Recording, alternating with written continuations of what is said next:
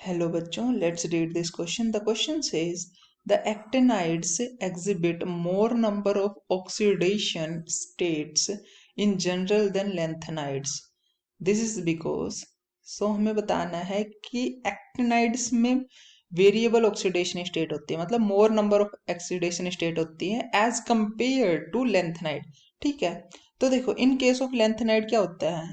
Lanthanide के case में हमारे पास मेनली +3 ऑक्सीडेशन स्टेट देखने को मिलती है. ठीक है, और हमारे पास कौन कौन से ऑर्बिटल होते हैं. हमारे पास 4f होता है, 5d होता है और हमारे पास 6s होता है. But in case of actinides, मैं एक्टिनाइड्स को सिंपल जनरल an लिख देता हूँ सारे एक्टिनाइड्स को. ठीक है, इसमें क्या होता है, वेरिएबल ऑक्सीडेशन स्टेट होती है, मतलब हमारे पास +2 भी होती है, +3 भी होती है, +4 भी होती है, +5 भी होती है, +6 भी होती है और +7 भी होती है.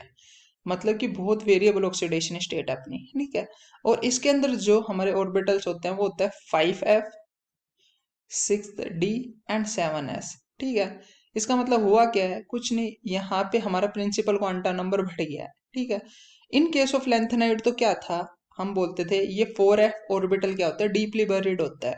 देखो ये न्यूक्लियस है. ठीक है, यहाँ पे होगा 4s, 4 क्वांटम नंबर यहाँ पे होगा, 4f यहाँ पे है. बात करें इन दोनों में डिफरेंस क्या है, 4f यहाँ पे क्या है, 5f है इसके अंदर, यहाँ पे 5f है.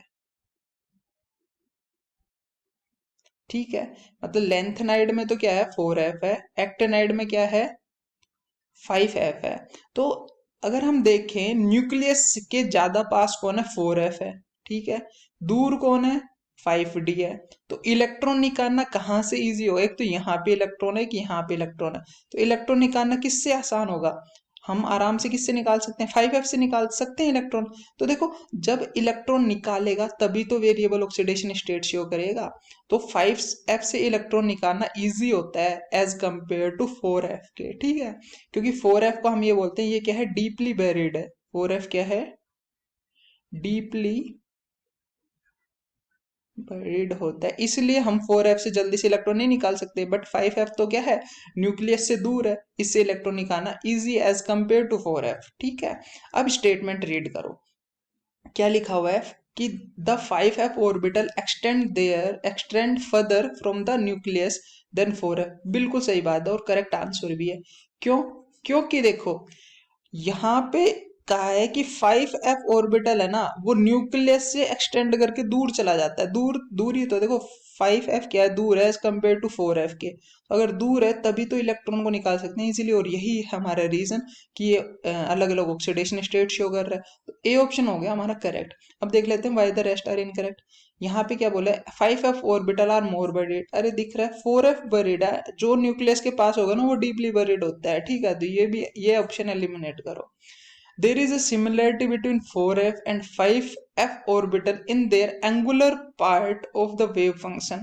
ठीक है, ये स्टेटमेंट भी बिल्कुल गलत है. क्यों गलत है, यहाँ पे क्या है, सिमिलरिटी बताई हमें 4f और 5f के अंदर. ठीक है, ऐसा कुछ नहीं होता है हमारे. ठीक है, तो वो भी एंगुलर पार्ट में, सो ऐसे कुछ नहीं होता है जो कि हमारे ऑक्सीडेशन स्टेट को अफेक्ट करे.